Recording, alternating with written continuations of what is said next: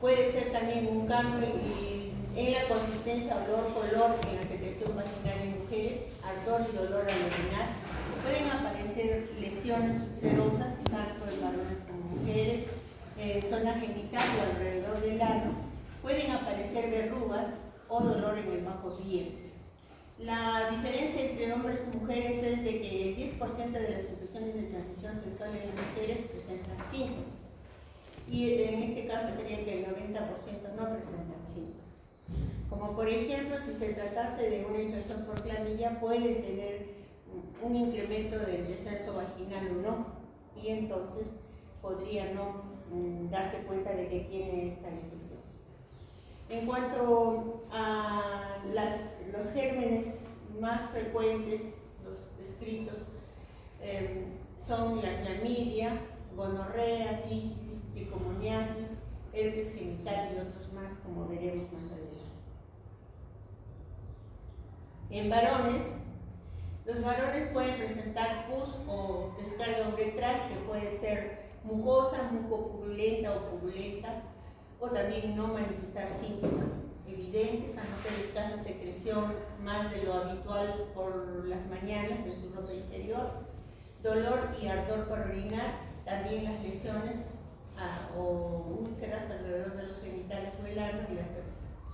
El 95% de los varones que tienen infecciones de transmisión sexual presentan síntomas. Entonces, el impacto de las infecciones de transmisión sexual es que pueden causar enfermedad aguda o no, infertilidad tanto en varones como mujeres, discapacidad a largo plazo y muerte. La mayoría son asintomáticas y algunas tienen síntomas leves, lo cual no permiten diagnósticos certeros. Contribuyen a incrementar, como dije, el riesgo de VIH. Las que se ha visto es el herpes, o sea, aquellas que provocan más lesiones o soluciones de continuidad, como úlceras, el herpes, sífilis, y tienen consecuencias médicas y psicológicas graves para millones de hombres y mujeres, ya que una pareja en la cual se encuentra una infección de transmisión sexual puede tener problemas de pareja, abandono y también maltrato. Evidencia de las infecciones. En el mundo existen millones de personas portadoras de infecciones de transmisión sexual. Existen más de 30 entre virus, bacterias, hongos que se transmiten por vía sexual, que provocan infecciones de transmisión sexual. Hay más de 500 millones de casos nuevos por año en el mundo. Hay algunas de estas que son curables y otras no. Son curables: clamidia, sífilis, gonorrea, tricomona, hepatitis C. Como les había dicho en la clase de hepatitis, también son consideradas como infecciones de transmisión sexual las hepatitis B y C, también la D. Ahora, son aquellas que no se curan, son principalmente los virus del herpes simple, papilomavirus, virus del VIH y la hepatitis B en este caso. Para mostrarles algunos lugares del mundo que tienen mayor prevalencia para infecciones de transmisión sexual. Vemos que en el sureste asiático, en África subsahariana, en América Latina y el Caribe, en Europa Oriental y el Asia Central. Se hicieron estudios para ver la prevalencia de trabajadores sexuales en diferentes años ya pasados, y se vio que había prevalencia en trabajadores sexuales en un 34.6% para vaginosis bacteriana y 25.2% también en este otro grupo. También había para trabajadoras sexuales una prevalencia de 14.8% para clamidia. Por eso es que se menciona que uno de los factores de riesgo es tener relaciones sexuales no protegidas con trabajadores sexuales por promiscuos sexuales. También se hicieron estudios para sífilis y se encontró una mayor prevalencia en bucal, pasuliana, chimbote, iquitos, ica, tarapoto, lima y callao. También se investigó cero prevalencia en la población en general, en hombres, mujeres, gestantes y trabajadoras sexuales. Como verán, hay una gran diferencia entre las trabajadoras sexuales y la población en general, tanto de hombres, mujeres, gestantes. 19% para el treponema pálido en comparación con el resto, 57% en trabajadores sexuales para clamidia trachomatis y 82% para el herpes virus, ¿no?, en comparación con el resto de la población. Esto por el riesgo y la exposición del trabajo que realizan. También se investigó en la población rural para ver la prevalencia de treponema pallidum, tricomona vaginalis, cervicitis, vaginosis bacteriana. Se encontró, por ejemplo, que en Puno, Aymara y Quechua había una prevalencia entre 26 y 34 para tricomona vaginalis, cervicitis 36, 28%, en Ancas también, para cervicitis, vaginosis bacteriana 43, 39%. Entonces, la población en general, pero mucho más los trabajadores sexuales, presentan infecciones de transmisión sexual.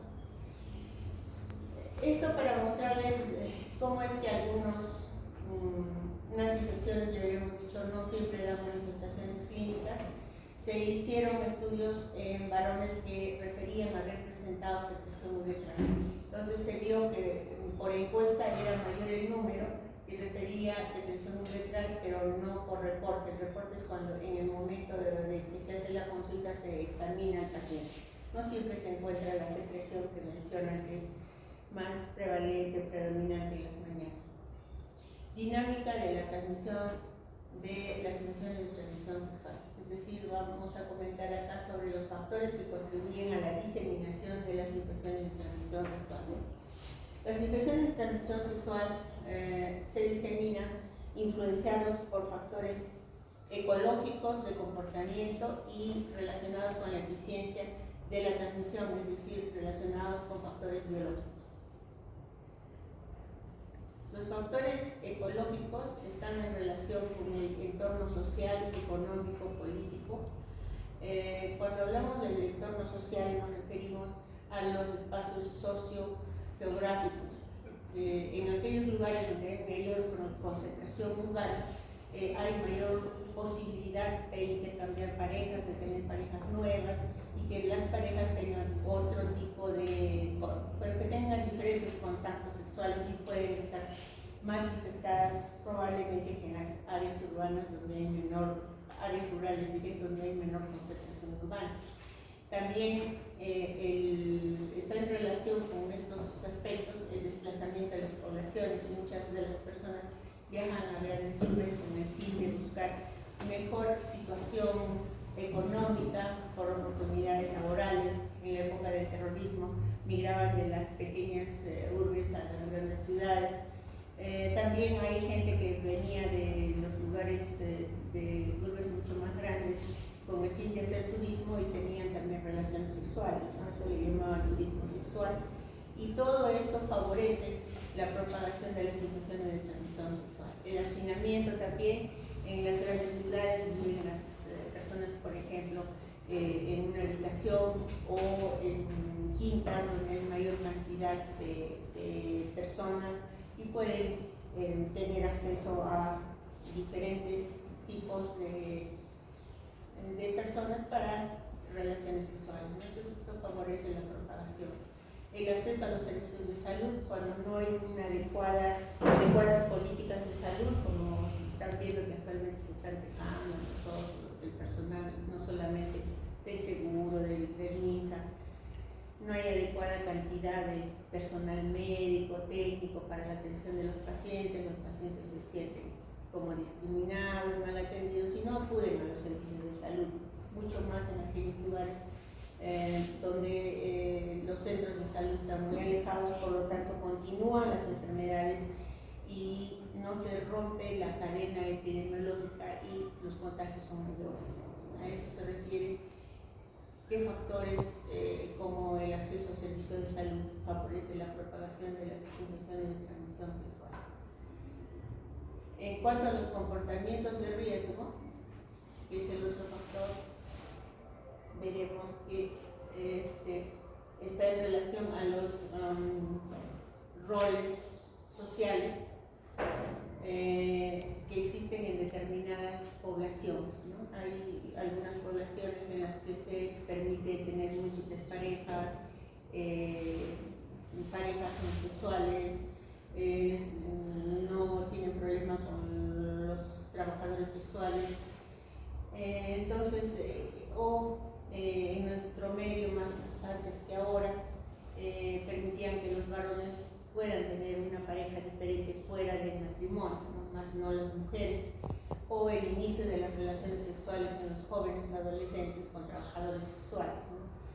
Incluso los padres incentivaban que los jóvenes inicien sus relaciones sexuales de esta manera y podría todo esto favorecer la propagación de las situaciones de transmisión sexual.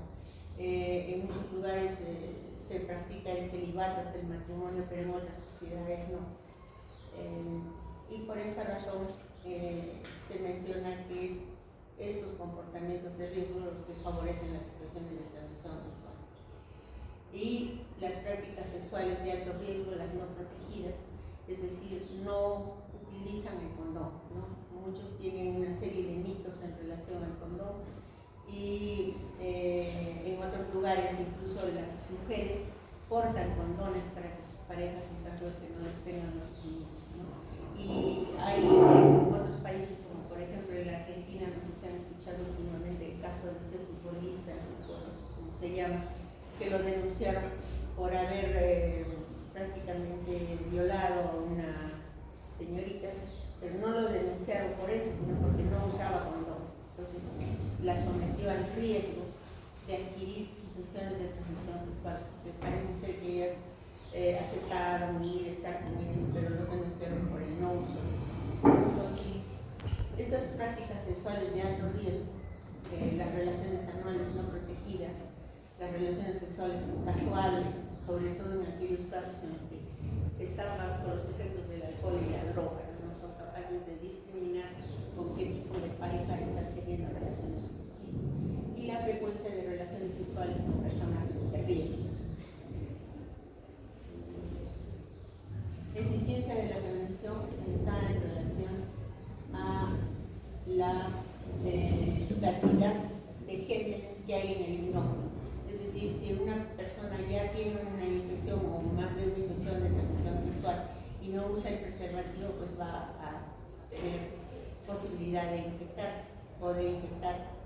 Depende también del estadio de la infección.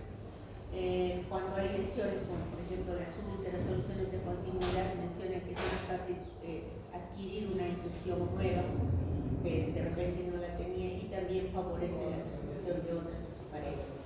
Otro aspecto es la susceptibilidad de la persona expuesta. Refieren que hay mayor vulnerabilidad biológica en la mujer porque la superficie de contacto en su área genital es mayor en la zona genital. En cambio, en el varón es menor la superficie. También favorece la transmisión de las infecciones, la presencia o no de la circuncisión íntima.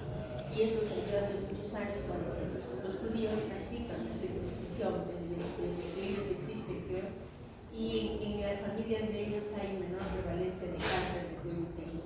Y se ha descubierto, como ustedes sabrán, que el papiloma virus humano es el que condiciona en un proceso infeccioso crónico la aparición del cáncer de cuello uterino. Y ahora último están escuchando hasta en la radio de que no solamente da cáncer de cuello uterino, da cáncer de cabeza y cuello, cáncer de garganta, tanto en hombres como mujeres, ¿no? Y también cáncer de pene, cáncer de ano. Y por esto es que se ha puesto más énfasis en la vacunación para el papiloma virus humano, no solamente en las niñas, mujeres hasta los 11 años y más, se menciona incluso que pueden recibir más allá de los 18 años los que no se han vacunado, sino que también ya se está vacunando en los últimos años a los varones, ¿no? Para prevenir.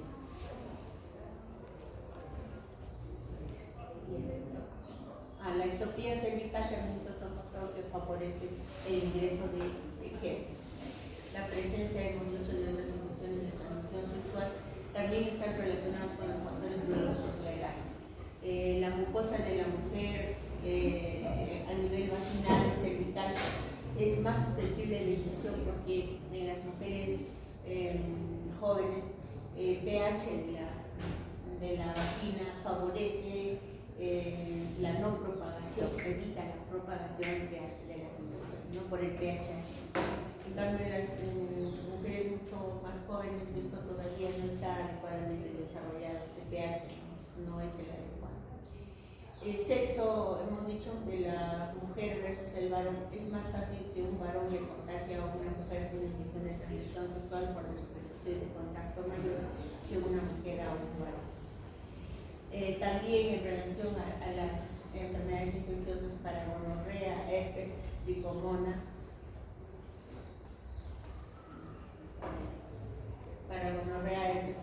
la probabilidad de infectarse es 2 veces mayor de un hombre infectado a una mujer sana que de una mujer infectada a un hombre sano. ¿Cómo se produce la transmisión de estas infecciones de transmisión sexual? Entonces, existe una población susceptible que son los jóvenes, las mujeres en edad fértil, los adolescentes, que está influenciado por los factores ecológicos de comportamiento de riesgo y se expone a adquirir la infección. Una vez que se expone, si hay adecuada cantidad de inóculo, se produce una eficiente transmisión y se va a producir el contagio. Una vez contagiados, si no acuden a los establecimientos de salud porque no hay un adecuado acceso, aceptación y calidad de los servicios de salud, va a continuar la enfermedad y va a condicionar secuelas y complicaciones en la persona. ¿Quiénes son esta población en general que es la que se expone?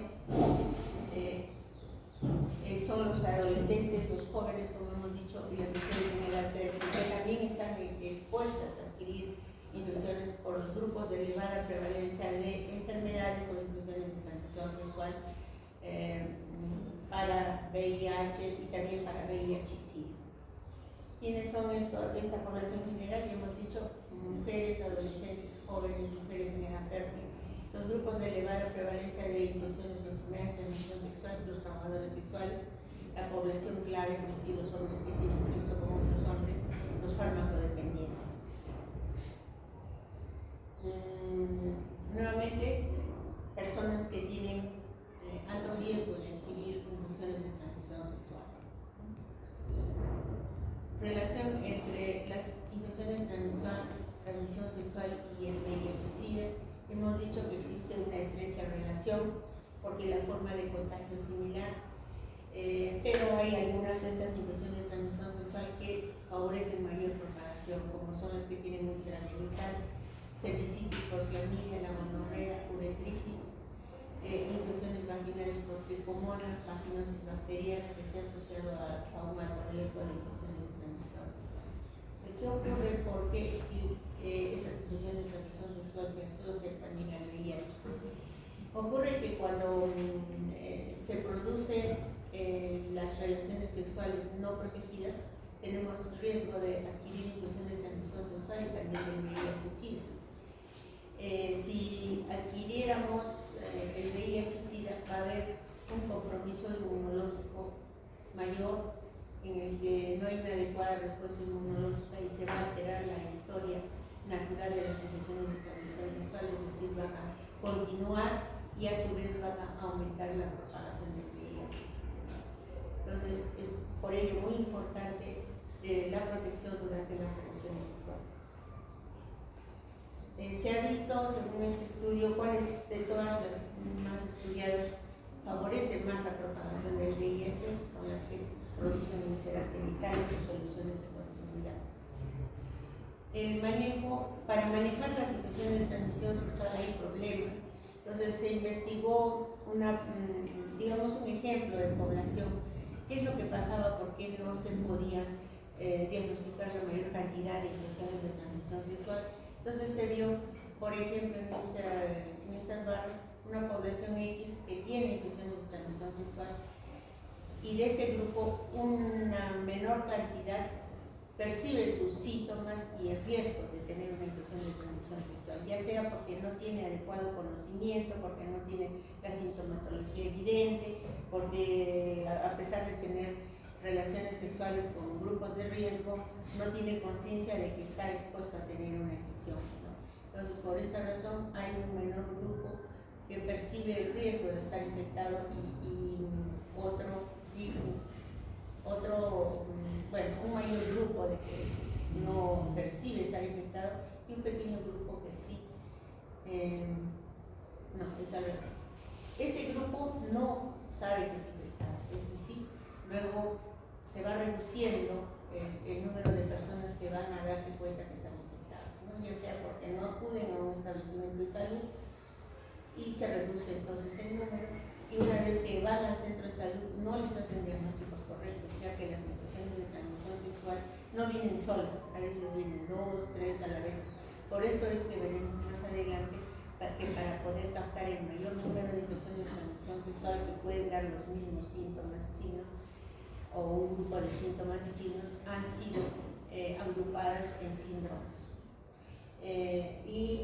Por lo tanto, cuando los diagnósticos son hechos clínicamente o no se tienen en cuenta el manejo sindrómico, se subdiagnostican y pueden no darse tratamientos correctos. La persona ve que continúan sus síntomas y no completa su tratamiento. Por lo tanto, de todo el grupo que tenía infecciones de transmisión sexual, solo un mínimo grupo es curado y el resto continúa con su historia natural y el contagio, ¿no?, a sus parejas sexuales.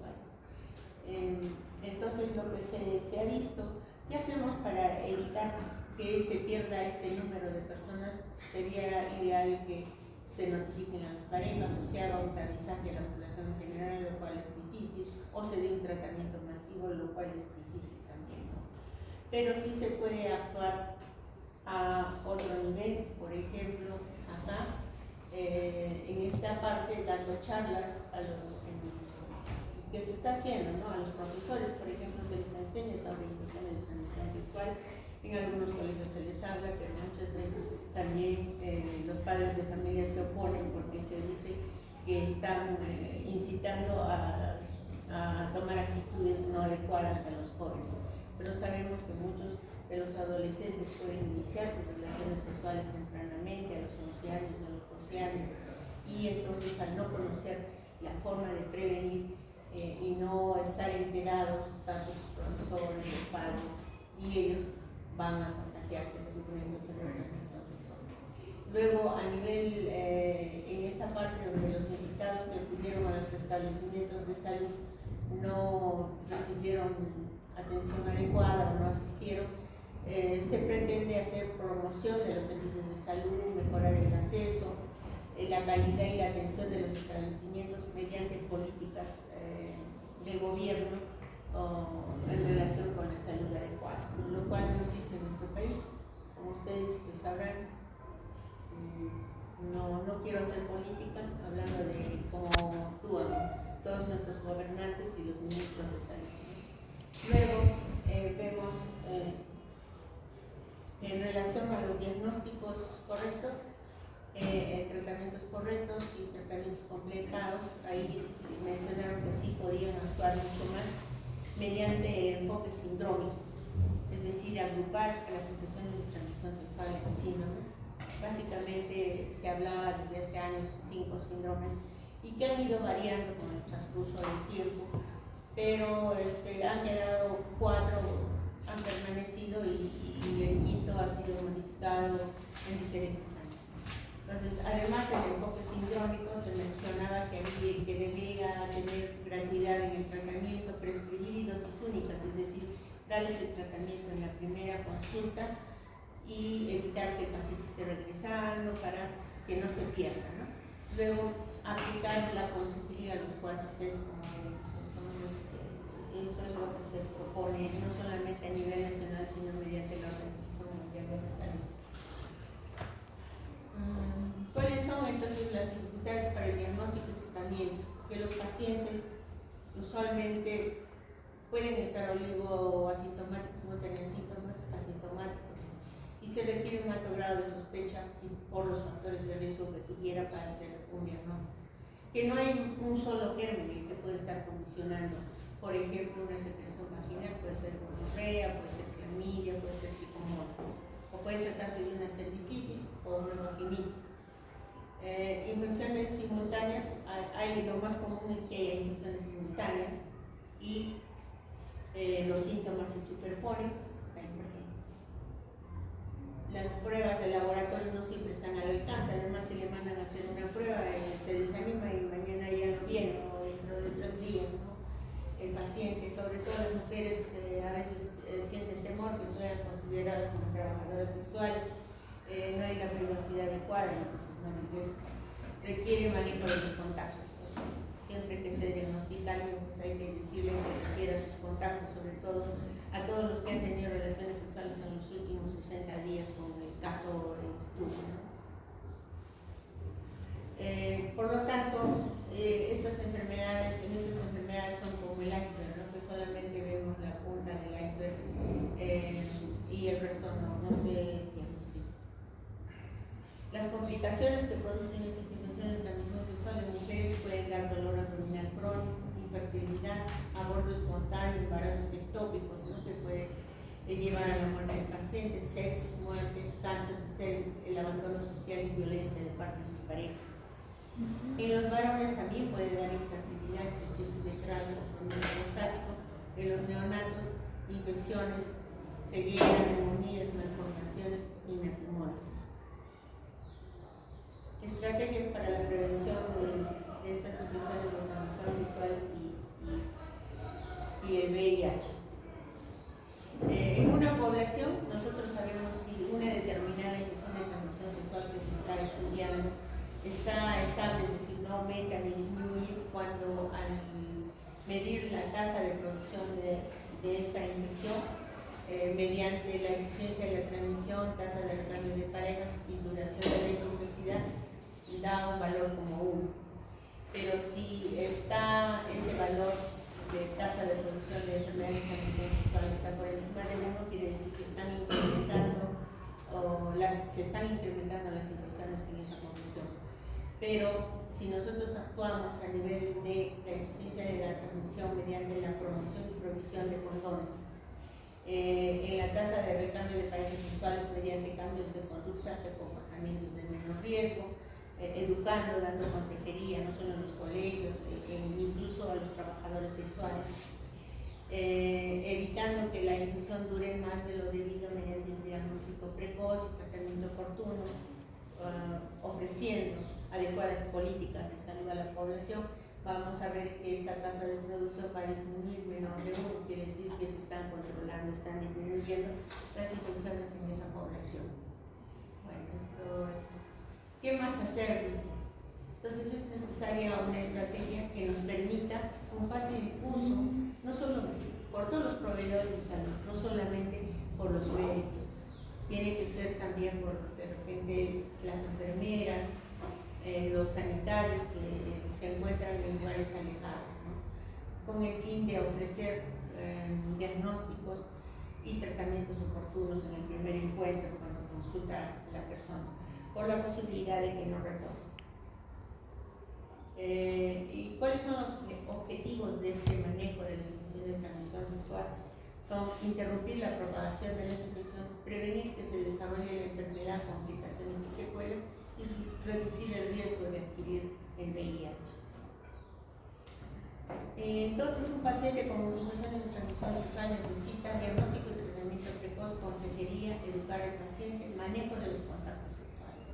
La finalidad es asegurar la interrupción de la transmisión. El manejo de las infecciones de transmisión sexual se puede realizar de 3 modos, ya sea mediante un manejo etiológico, clínico y sindrómico.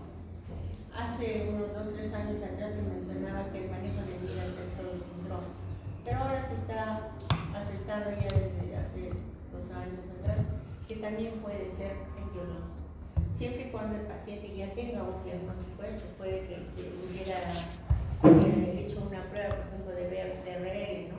Para sífilis, que ya han diagnosticado, o una prueba serológica para que mire y viene con ese resultado, o tiene el antecedente familiar de que ya fue diagnosticado su paciente, entonces podría ser ya un diagnóstico etiológico.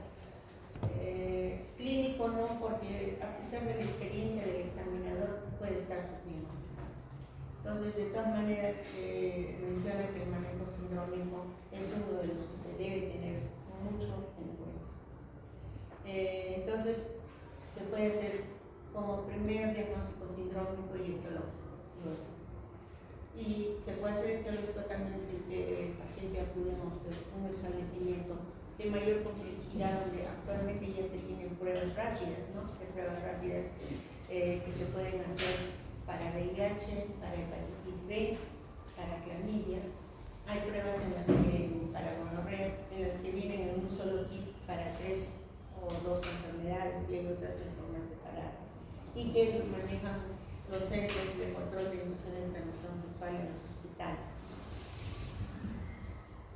El manejo sindrómico entonces consiste en que se debe hacer un diagnóstico oportuno mediante el enfoque sindrómico. ¿Qué es un manejo sindrómico? Es la identificación de un conjunto de síntomas y signos constantes de fácil reconocimiento que constituyen un síndrome definido causado por una o varias enfermedades de transmisión sexual. Y se debe, una vez diagnosticado el síndrome, no condicionar ni retardar la decisión terapéutica. Entonces, el diagnóstico se debe hacer en la primera consulta, el manejo oportuno y administrarle las 4 Cs.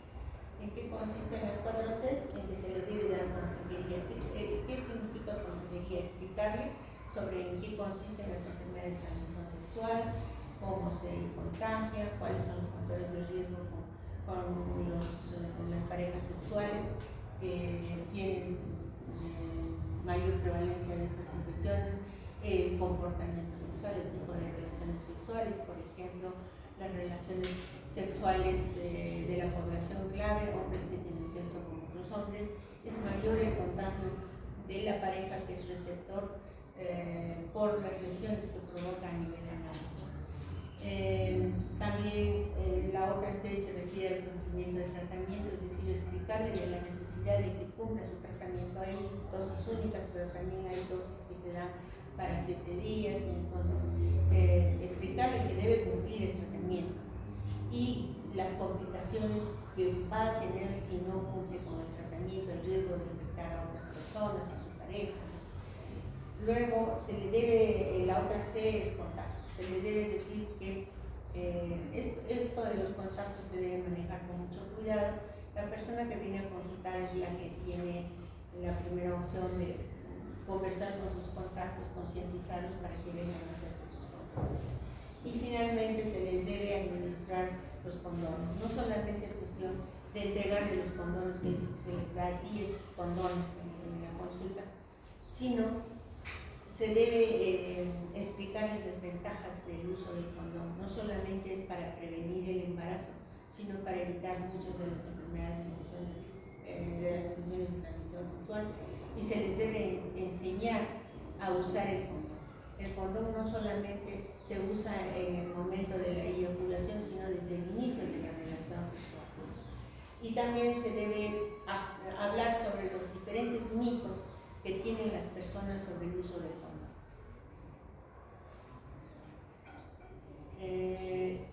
Entonces hemos dicho que para manejar las situaciones de transmisión sexual han sido agrupadas en síndromes, ¿no? Desde hace muchos años atrás se mencionaba el síndrome de descarga uretral o flujo uretral, el síndrome de úlcera genital, el síndrome de flujo vaginal, el síndrome de dolor abdominal bajo.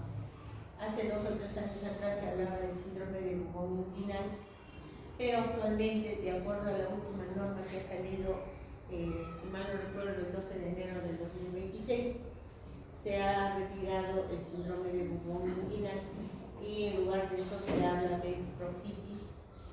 Antes se hablaba de proctitis y ahora se habla de síndrome de descarga rectal.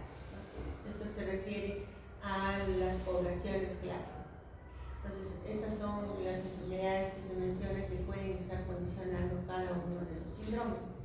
Se hablaba también hace 2 o 3 años atrás que la vaginosis bacteriana y la candidiasis estaban incluidas dentro de las infecciones de transmisión sexual.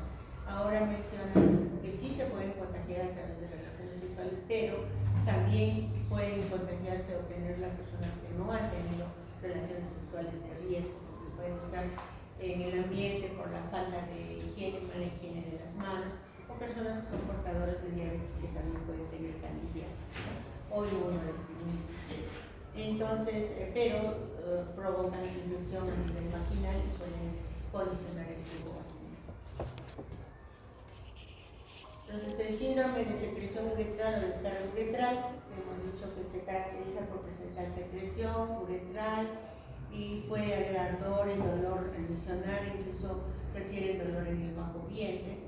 Es un varón que se le dará tratamiento de preferencia para gonorrea y clamidia, se le administrará las 4 Cs que hemos dicho y que regrese a los 7 días para control o en caso de no remitir las molestias que vengan a control. Si no remiten las molestias tendrá que ser referido a un establecimiento de mayor nivel. Se mencionan estos síndromes sobre todo en los puestos de salud. Habíamos dicho que gonorrea y clamidia son los gérmenes que se presentan en mayor proporción, pero también puede ser tricomona, herpes, micoplasma o diaplasma, ¿no? En caso de que no mejore con el tratamiento, se piensa que tales podrían ser estos. El tratamiento de erección, antes se hablaba del ciprofloxacino, pero ahora se ha visto de que hay mucha resistencia al ciprofloxacino. Entonces se menciona en la nueva norma técnica que debe ser ceftriaxona 250 miligramos intramuscular dosis única. También la nueva norma técnica ha obviado la citromicina, espero hasta el año pasado, pero en este esquema de la citromicina es que hablamos del virus herpes, ¿no? Y el metronidazol también para la tricomoniasis. El tratamiento alternativo, si es alérgico a la penicilina, se decía que podría usarse ciprofloxacino, pero en la nueva norma técnica hablan de la dosis ciclina es suficiente y el metronidazol. Estas son las secreciones que se pueden observar en este síndrome. Para el manejo de los pacientes que tienen VIH y menores de 16 años, el tratamiento es similar a lo mencionado anteriormente. Luego, el síndrome de úlcera genital puede ser tanto en mujeres como en varones, puede ser doloroso o no, y puede acompañarse o no de linfadenopatía inguinal. Puede ser provocado por sífilis, herpes, chancroide. Cuando se quejan de úlcera genital, tenemos que revisar al enfermo y ver si tiene vesículas. Si tiene vesículas agrupadas, así como cabecitas de alfiler, probablemente el diagnóstico sea un herpes. Si es que se puede, se le toma la prueba rápida de RPR para sífilis y se le ofrecerá también hacer para VIH, para hepatitis B y C, que los establecimientos de mayor complejidad ahora tienen kits que se hacen el mismo día. Y si se le da el resultado rápidamente, se le puede dar tratamiento para sífilis. Si es que fuera positivo para sífilis, en este caso hay tratamiento para eso, ¿no? Y luego se le referirá, si estuviera alguno de estos al programa de PROCED para que continúe su tratamiento. Si no hay sospecha de que fuera herpes y en realidad se ve una úlcera genital, se le dará tratamiento para sífilis y chancroide, informándole las 4 Cs y venir a los 7 días de preferencia. Los agentes causales, según esta norma técnica, puede ser herpes, treponema pálido y nódulos de el tratamiento para la úlcera genital sigue siendo la penicilina benzatínica, 2.400.000 unidades, tienen ampollas de 1.200.000 y se coloca una en cada glúteo, ¿no? En dosis única, puede darle acitromicina de oral dosis única y el aciclovir 400 miligramos 3 veces al día por 7 días. El tratamiento alternativo en caso de alergia a la penicilina podemos dar doxiciclinas 100 miligramos cada 12 horas vía oral por 14 días, acitromicina dosis única de 1 gramo y el aciclovir 200 miligramos 5 veces al día por 7 días. En la nueva norma técnica mencionan que puede ser esta de 403 veces al día, que es más fácil, porque si ustedes dividen el día en 5, no les va a salir bien, 4 horas y media o algo así, van a tener problemas. Estas son las lesiones de una úlcera genital, también se puede encontrar una úlcera mucosa, lesiones del visor genital, y estas son del herpes, ¿no? El herpes virus, que puede dar lesiones o soluciones de continuidad más pequeñas, ¿no? De pequeñas zonas. Para los pacientes que tienen VIH, de preferencia debe ser el tratamiento, evitar dosis únicas, y debe ser el tratamiento mejor en un centro de mayor complejidad para que controles. En qué instante se puede dar penicilina benzatínica y acitromicina.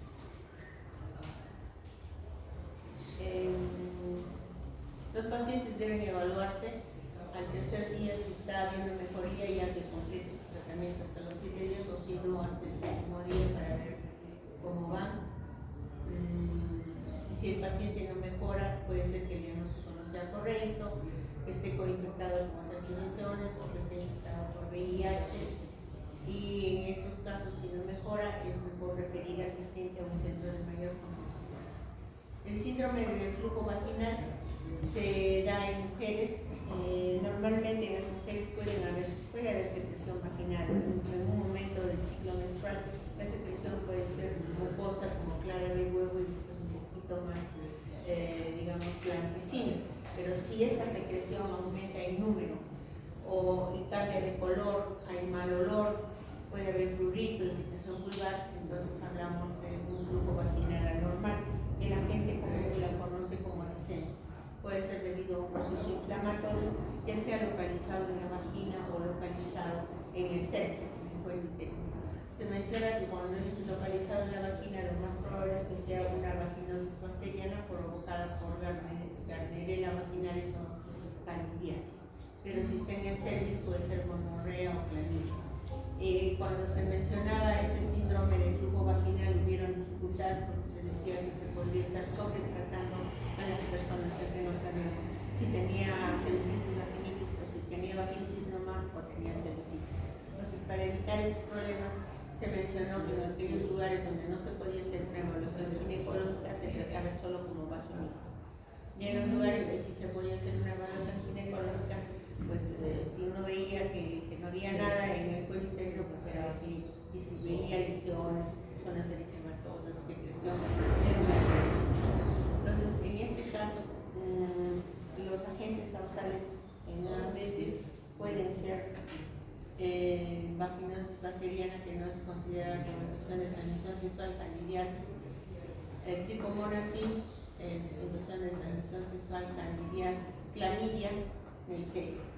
Tratamiento de elección es metronidazol, 500 miligramos 2 veces al día por 7 días, y fluconazol, dosis única. El tratamiento alternativo, metronidazol 500 miligramos 2 veces al día por 7 días, y clotrimazol vaginal, dosis única.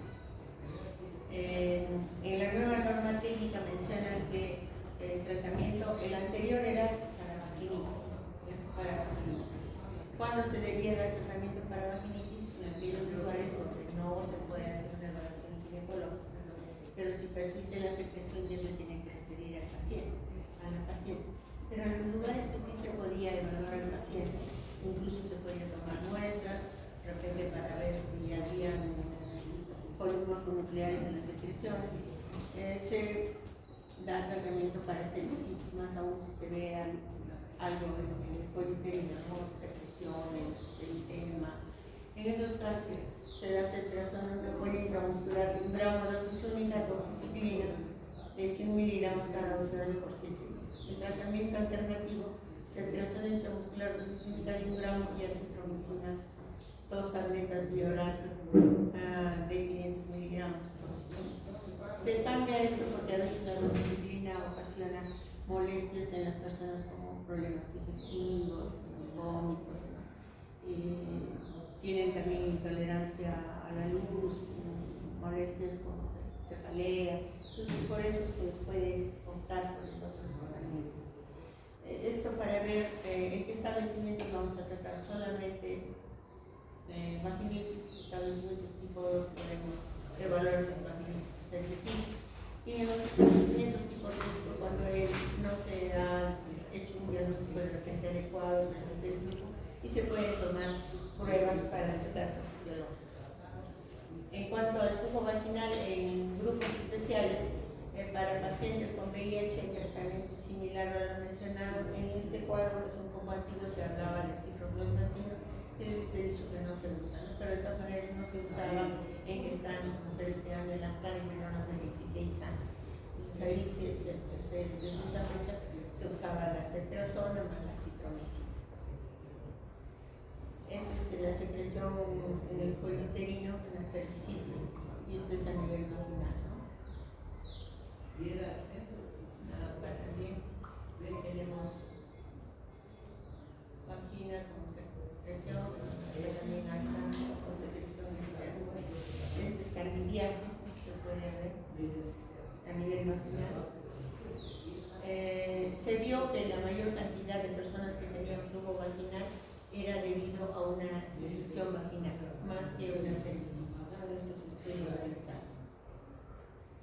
El síndrome de dolor abdominal bajo se refiere a una mujer que tiene dolor en el abdomen inferior, que puede estar en relación con una enfermedad pélvica inflamatoria, que puede ser una emergencia quirúrgica, puede condicionar una peritonitis, ¿no? Y en riesgo la vida de la paciente. Esta enfermedad inflamatoria pélvica puede estar causada por gonorrea, clamidia y gérmenes anaerobios. Cuando viene una mujer y se queja de un dolor abdominal bajo, si se puede hacer el examen ginecológico bimanual será para coger el cuello uterino y movilizarlo. Si el dolor es muy intenso, lo más probable es que se esté tratando sí de una enfermedad inflamatoria pélvica y puede haber riesgo de progrese a una pelviperitonitis, no sé, dolores muy intensos, si está acompañado de fiebre. Y en esos casos, sobre todo si ya encontramos defensa o contractura muscular, hay que referir al paciente. Pero si no se puede hacer el examen por espéculo y además de hacer una adecuada historia de la paciente, refieren a esto historia sexual, si la paciente es gestante, puérpera, si tiene un aborto reciente, sangrado menstrual o sangrado que no tiene relación con la menstruación, si hay signos de irritación peritoneal, es decir, signo del rebote, abdomen irritable, o sea, una masa anexial, hay que referir al paciente para hospitalización, ya que si palpamos una masa anexial, sobre todo en el lado derecho, puede estarse tratando de una apendicitis, ¿no? También puede ser una tumoración ovárica o un ovario películo torcido y tenemos que referir para hospitalización. Pero si no hay todos estos datos, incluso no hay factores de riesgo de relaciones sexuales riesgosas, entonces si hay dolor, de repente tiene un poquito de temperatura, no sobrepase 38, dolor a la movilización de cervix, bueno, más o menos, o descenso vaginal, entonces sí lo podemos tratar. Este caso en el centro de salud damos las 4 Cs, le damos el tratamiento y le decimos que vuelva a las 48 o 72 horas para evaluación. La paciente debe estar mejor, 48 o 72 horas. Si no mejora, hay que remitir a un centro de mayor complejidad. Entonces, en el síndrome de dolor abdominal puede ser clamidia, Neisseria, y el tratamiento es con ceftriaxona, dosis única, acitromicina, 1 gramo, dosis única, doxiciclina, 100 miligramos, 2 veces al día por 14 días, y metronidazol, 500 miligramos 2 veces al día por 14 días. Si se hospitalizaría, damos ceftriaxona 1 vez por día, doxiciclina, 100 miligramos 2 veces al día, y metronidazol 2 veces al día, esto dependiendo de que quede por 7 días la paciente. Tratamiento alternativo, en lugar de este, tenemos en el ambulatorio, seguimos con la ceftriaxona, acitromicina, dosis única de 1 gramo, semanal por 2 semanas, y metronidazol 500 miligramos 2 veces al día por 14 días. Si se hospitaliza, podemos dar clindamicina 600 miligramos cada 6 horas, por unos 7 a 10 días, gentamicina 2 gramos por kilo de carga y luego 1.5 por kilo. Esto dependiendo del peso de la paciente, más o menos 80 miligramos cada 8 horas, para que sean 200, máximo 2.400 miligramos. Pero hay que tener en cuenta la creatinina, la edad del paciente. No se puede dar tampoco en adultos mayores estas cantidades. es la paciente que se queja de dolor abdominal bajo, puede tener un proceso inflamatorio en el cervix, en la vagina, pero también puede tener inflamación en las trompas uterinas que la pueden llevar a una peritonitis. Este síndrome de Bugon inguinal es el que les mencionaba, que lo han retirado en la nueva norma técnica 024 del 12 de enero del 2026, ¿no? Y en lugar de ese han puesto ese de Bugon inguinal, el proctitis o síndrome de descarga rectal, digamos, o descarga anal. Bueno, acá el paciente se queja de inflamación anal, rectal, dolor en el ano o el recto durante la alimentación, prurito, tenesmo, flujo anal que puede ser sanguinolento o moco con las deposiciones. Esto se debe a Neisseria gonorrea, clamidia trachomatis, treponema pálido, virus del herpes simple, cualquiera de ellos. Tratamiento de lesión de ceftriaxona, 250 miligramos intramuscular, dosis única, acitromicina, miligramos de oral, dosis única, aciclovir 400 miligramos 3 veces al día por 5 días. Si es que es alérgico a la penicilina, menciona aquí que se puede usar ciprofloxacina, pero la nueva norma técnica dice que basta con la doxiciclina y el aciclovir. Este es el esquema de la nueva norma técnica de este año. Ceftriaxona 1 gramo, una ampolla intramuscular dosis única, doxiciclina, una tableta cada 12, ceftriaxona, así con la ceftriaxona y la acitromicina, ¿no? En lugar de la doxiciclina. Bueno, entonces, nuevamente, ¿qué es lo que queremos hacer con las situaciones de transmisión sexual? Prioridad de los 4 Cs, identificar los factores de riesgo, evitar el uso irregular del condón, sobre todo cuando hay relaciones sexuales casuales, múltiples compañeros sexuales en los últimos 6 meses, evitar estos comportamientos de riesgo como el sexo anal, relaciones sexuales más frecuentes que el alcohol y drogas, ¿no? Estos son los comportamientos de riesgo, pero se debe evitar todo esto. El condón nos protege no solamente contra el embarazo, sino contra las infecciones de transmisión sexual, y hay que no solo darlos, enseñarnos a usar. La protección del condón es para diferentes enfermedades como por ejemplo clamidia, gonorrea, VIH, herpes, sífilis, el coronavirus, el papiloma humano, tanto en hombres como mujeres. El condón debe ser guardado adecuadamente, no se debe usar condones que están vendiendo en la calle, no sabemos cómo están. Entonces, si es que no son los establecimientos de salud los que entregan, deben ser comprados en lugares adecuados. Muy bien. Entonces, esto es, bueno, este es el manejo sindrómico, la explicación que se da por qué se necesita el manejo sindrómico y por qué es necesario el manejo. Bien, chicos.